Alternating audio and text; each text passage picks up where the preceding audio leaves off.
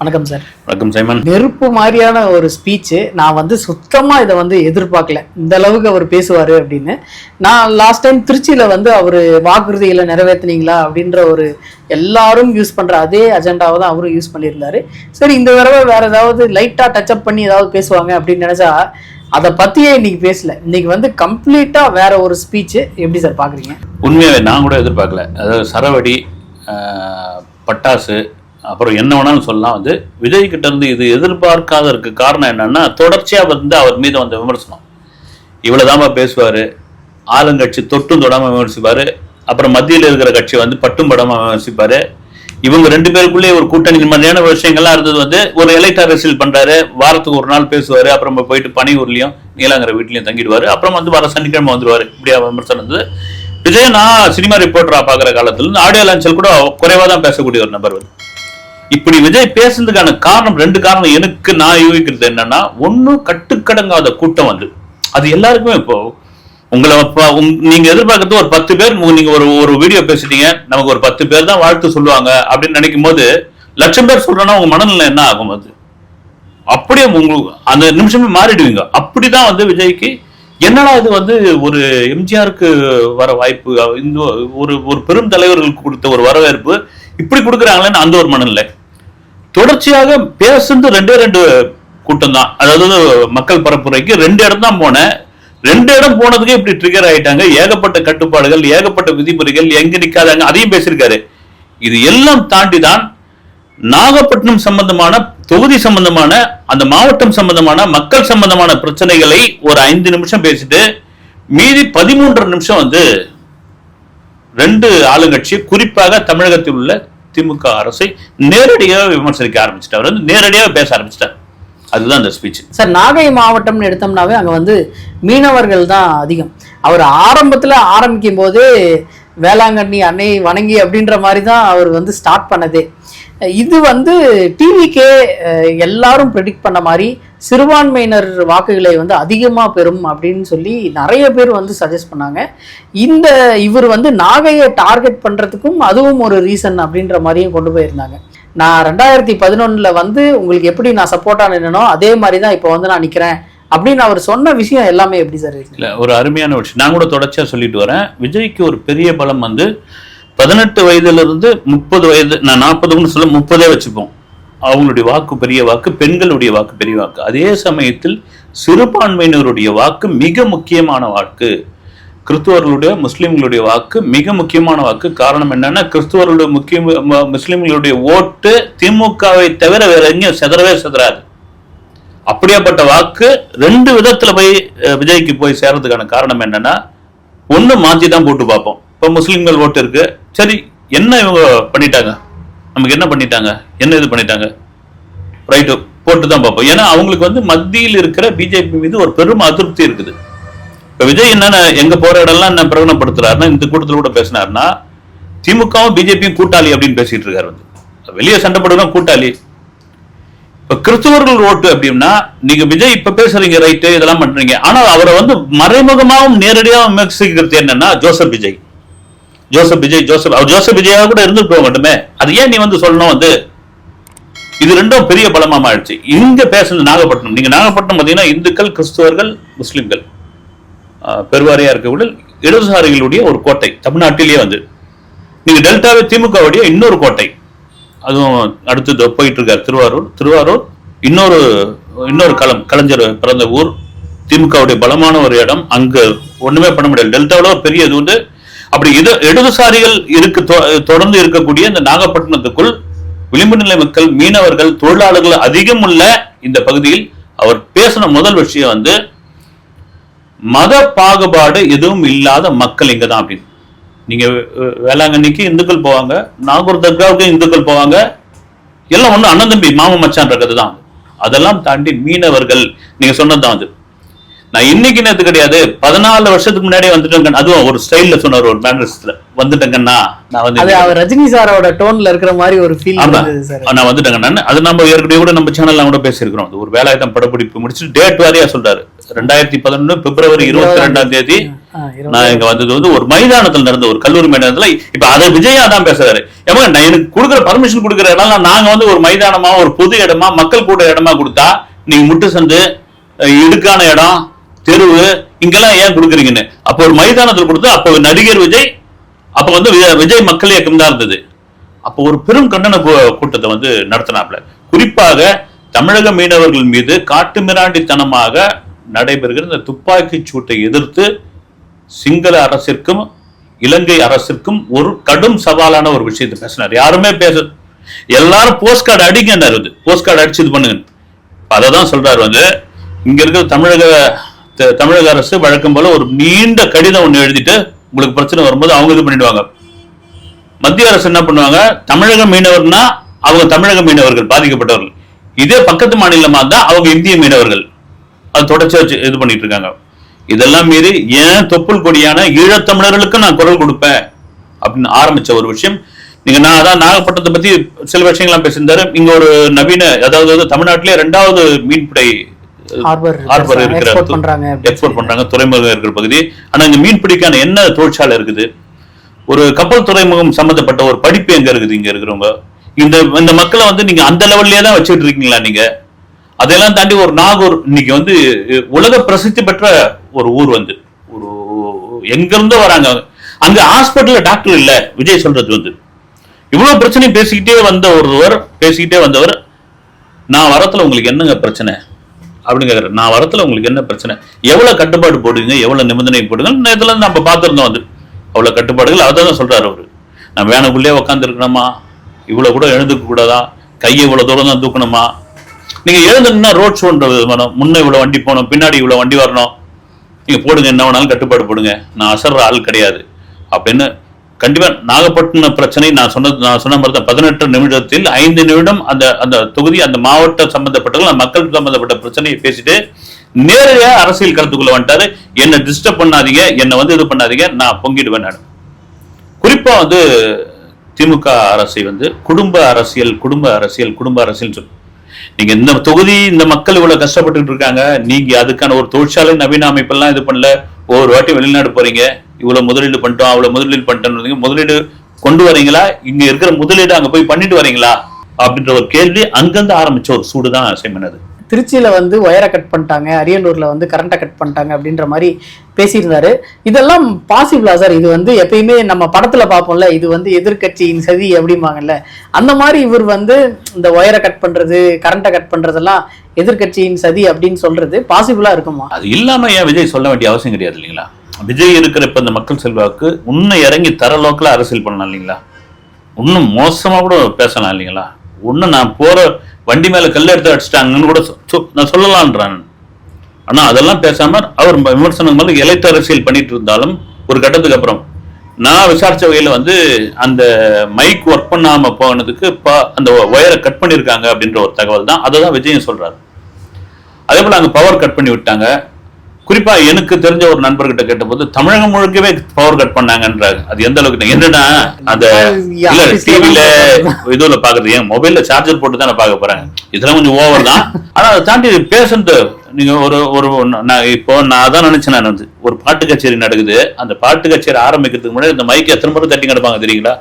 Hello 1 2 3 1 2 3 1 அவ்வளவு பெரிய கூட்டம் வருது, இவ்வளவு ஏற்பாடுகள், இவ்வளவு நவீன வசதி. அந்த கூட்டத்தை பார்த்து மிரண்டு ஏமா ஒரு மைக்கு சரியா வச்சிருக்க மாட்டீங்களா அப்படின்னு பொழுதுதான் அதுக்கான காரணம் விஜய் சொல்லிட்டார்.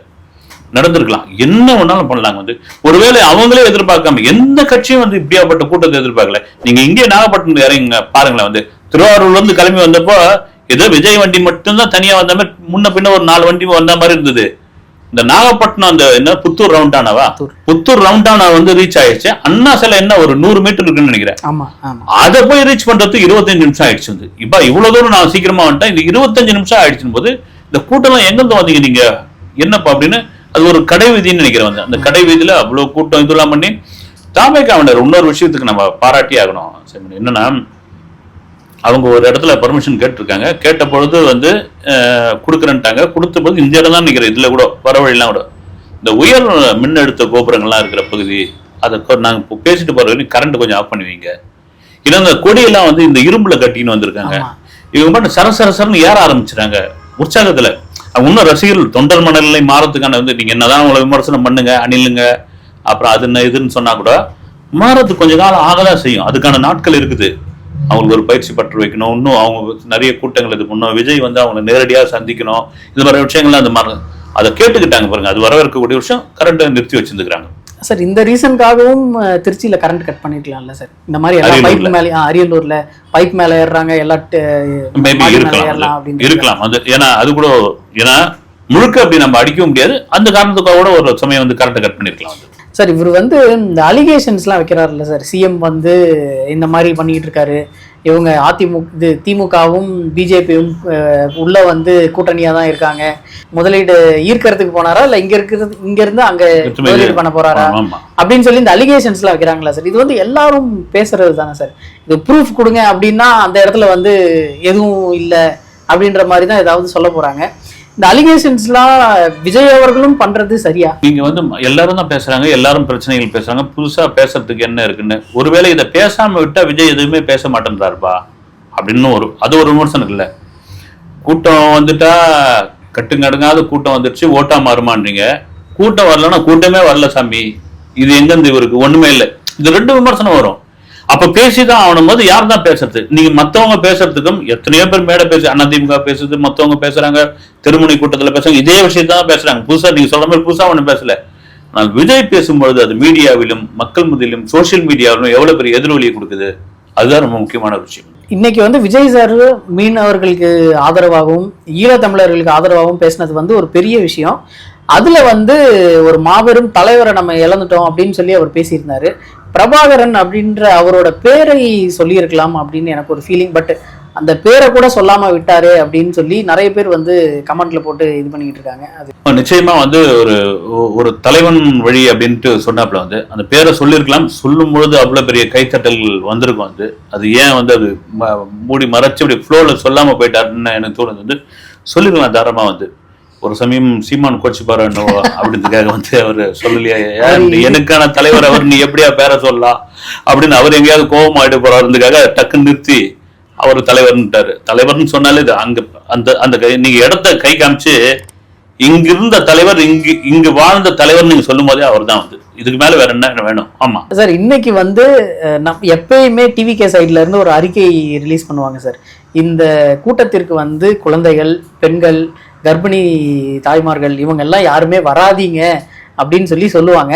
ஆனா இன்னைக்கு வந்து அவ்வளோ யங்ஸ்டர்ஸ் வந்து வந்திருந்தாங்க. நம்ம வந்திருந்தது நமக்கு சந்தோஷம் தான். பட் இருந்தாலும் அந்த கூட்டத்துல அவங்கள போட்டு நசுக்கி புளிஞ்சு அதை ஒருத்தரையா தூக்கிட்டு போகும்போது நமக்கே ரொம்ப பாவமா இருக்கு. இவ்வளோ கூட்டம் வரும்னு தெரியும், ஏன் வரீங்க அப்படின்ற மாதிரி ஒரு இதா இருக்கு. இது எப்பதான் சார் இவங்க மாறுவாங்க? நாகப்பட்டினத்தை கடந்த 2 நாட்களாக தாவக்க வேண்டாம். நான் கேள்விப்பட்டது என்னன்னா, மைக் செட் வச்சுன்னு போய் வந்து கர்ப்பிணி பெண்கள், மாற்றுத்திறனாளிகள், வயது முதிர்ந்தோர் இவங்கெல்லாம் தயவுசெய்து வராதீங்கன்னு கேட்டு இருந்துக்கிறாங்க. பெரும்பான்மையான வரல. வந்து நீங்க வேணா திருச்சியில வந்து கட்டுக்கடங்காம வந்துட்டாங்க. நிறைய பெண்கள்லாம் காமிச்சிருந்தாங்க, நிறைய மாற்றுத்திறனாளிகள், வயதானவர்கள்லாம் வந்திருந்தாங்க. இங்க வரல. இளம் பெண்கள் நெருக்கடியான ஏரியா. இதுக்குதான் வந்து ராஜ்மோகன் கூட ஒரு இன்டர்வியூல சொல்லியிருந்தாரு. வந்து நாங்களும் ஒரு மருத்துவ குழு வச்சிருக்கோம், அந்த மருத்துவ குழு எல்லாம் கூட இன்டர்வியூ எல்லாம் பண்ணியிருந்தாங்க. இந்த கூட்டம் ஆரம்பிக்கிறதுக்கு முன்னாடி எங்ககிட்டயும் டாக்டர்ஸ் இருக்காங்க, நாங்களும் ஆம்புலன்ஸ் வச்சிருக்கோம். ஆனா வந்து ஒரு 108 ஆம்புலன்ஸ்க்கு ஒரு ஒழுக்கமா கரெக்டா அதுக்கான வழியெல்லாம் ஏற்படுத்தி கொடுத்துருந்தாங்க. ஏன்னா நீதிமன்ற உத்தரவு, முன்ன பின்ன வாகனம் போகக்கூடாது, கூட்ட நெரிசல் ஒரு பக்கம், இதெல்லாம் ஒரு அசம்பாவிதம். கண்டிப்பா இது ஏற்படாத அளவுக்கு பாத்துக்கணும். வந்து அது ரொம்ப ரொம்ப முக்கியமான விஷயம். அது ஒரு கட்டுக்கோப்பா பண்ணிருந்தாங்க. வராதிங்க அப்படின்னு சொன்ன கட்சி இதுவாதான் இருக்குன்னு நினைக்கிறேன். கூட்டத்துக்கு வராதிங்க, வீட்லயே இருங்கன்னு சொல்லி அதை மீறி வரோம். ஏன்னா இன்னைக்கு உங்களுக்கு நாமளே வந்து ஒரு யூடியூப் சேனல்ல தான் அதை பார்த்து நேரலையில் தான் நம்ம பார்த்துக்கிட்டு இருந்தோம். அப்ப நேரலையில பார்த்துட்டு போயிடலாமே. அவங்களும் அதான் சொன்னது, விஜயோட அறிக்கையிலேயே நீங்க வீட்டுல இருந்தா அதை நேரலையில பாருங்க, நீங்க வராதிங்கன்னு. அதை மீறி வர்றதுக்கான காரணம் என்னன்னா, விஜயை பார்க்கணும் அப்படின்ற ஒரு விஷயம். விஜயை பார்க்கணும். திரும்ப அந்த கட்டத்துக்குள்ள போகும்போது இது ஓட்டா மாறுமான்னா நம்ம ஜோதிடம் சொல்ல இங்க வரல.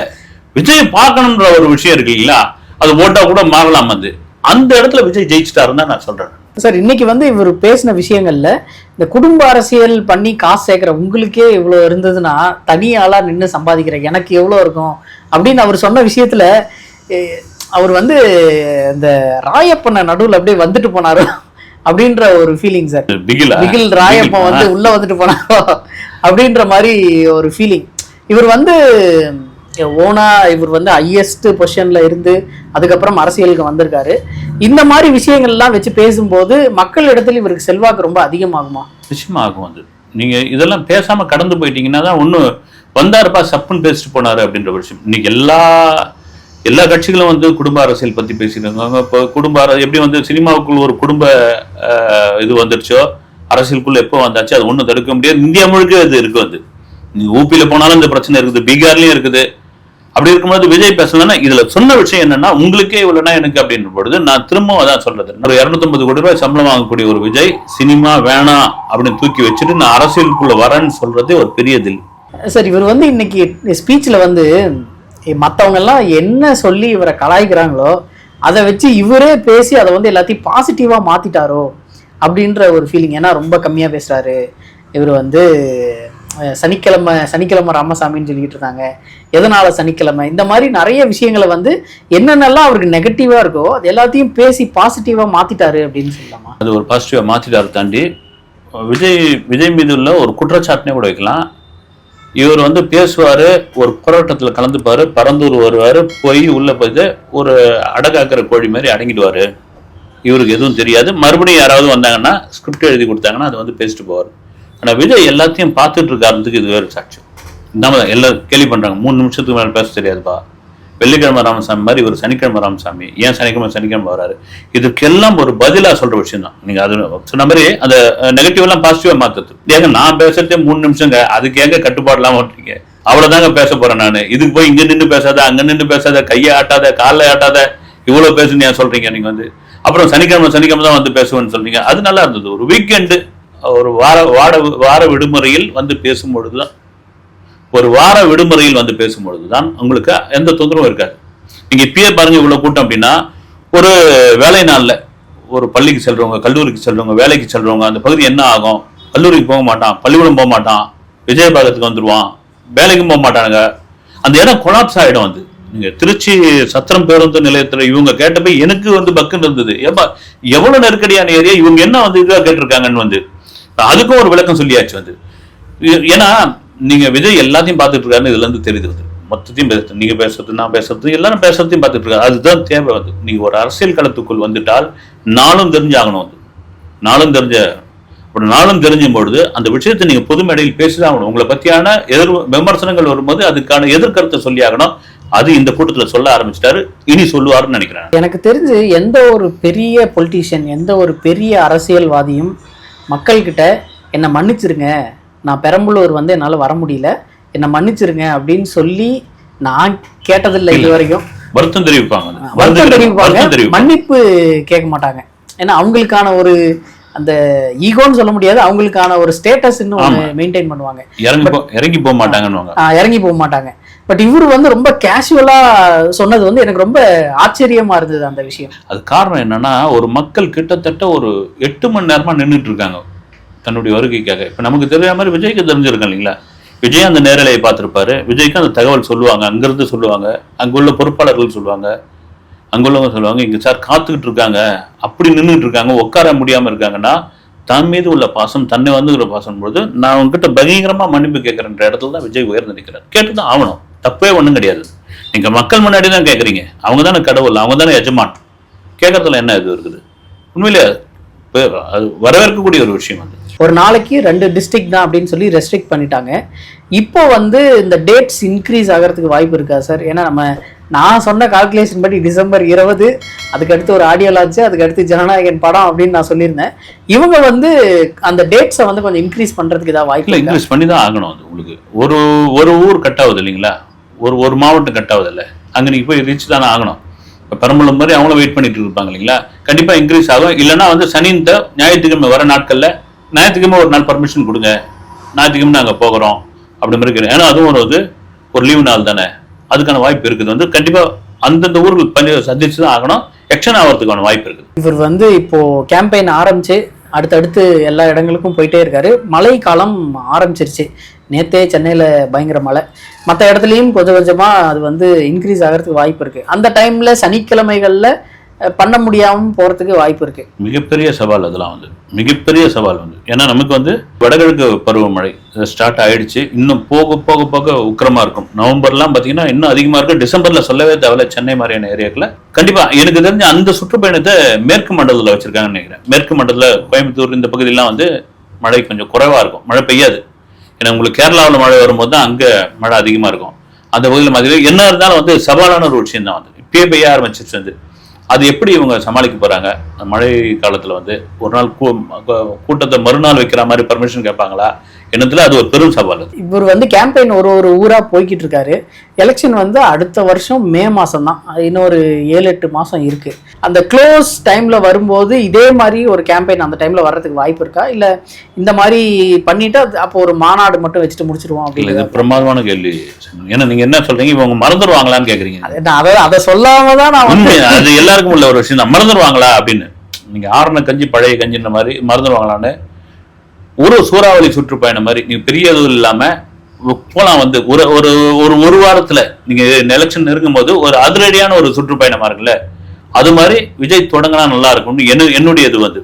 நீங்க சொல்றது கரெக்டான ஒரு விஷயம். இது வந்தாரு பேசினாரு அந்த இதோட இதுவாகி போயிடுச்சு அப்படின்போது கடைசி கட்டது நீங்க ஞாபகப்படுத்தணும். எனக்கு தெரிஞ்சு பாத்தீங்கன்னா சின்னம் கிடைச்ச பிறகு இதே போல ஒரு சுற்றுப்பயணத்தை விஜய் தொடர போகிறார்ன்ற ஒரு தகவல் இருக்கு. சார், திருச்சியில வந்து அவரு முன்னாள் முதல்வர் ஜெயலலிதா அவங்களோட பாணியில வந்து பேசினாரு அப்படின்னு சொல்லி நிறைய பேர் கமெண்ட் பண்ணியிருந்தாங்க. இன்னைக்கும் கொஞ்சம் அதே டோன்ல தான் அவர் வந்து பேசியிருந்தாரு. அதை எப்படி சார் பாக்குறீங்க? உண்மையிலே அவங்க வந்து செய்வீங்களா, ஆமா செய்வீர்களா செய்வீர்களா, இந்த இது ஆட்சி ஒழித்து கட்டுவீர்களா, இது பண்ணுவீங்களான்னாரு. எனக்கு அதே போலதான் வந்து நான் உங்க மக்கள் முன்னாடி பேசுறதுக்கு வந்து தடையா, நீங்க சொல்லுங்க தடையா அப்படின்னு கேட்டிருந்தாரு. மக்கள் கிட்ட கேட்கறது இது என்னன்னா, இது ஒரு சைக்காலஜி வந்து. நேரடியா நான் உங்ககிட்ட பேசுறேன், இதுதான் நான் சொன்னது வந்து. நீங்க உயரத்துல இருக்கிற ஒருத்தர் வந்து நம்ம கிட்ட கேட்கிறான் ஒரு மனோரீதியான ஒரு விஷயம் தான் வந்து. நீங்க நான் வரத்துக்கு எனக்கு ஒரு தடையாங்க, நீங்க இது பண்ணுங்க, நீங்க பாத்துங்க அப்படின்ற மாதிரி ஒரு விஷயம். அதை தான் அவர் கையில் எடுத்திருக்காருன்னு தோணுது. ஓகே சார், அடுத்த வீடியோவில் சந்திப்போம் சார். நன்றி சார். வணக்கம்.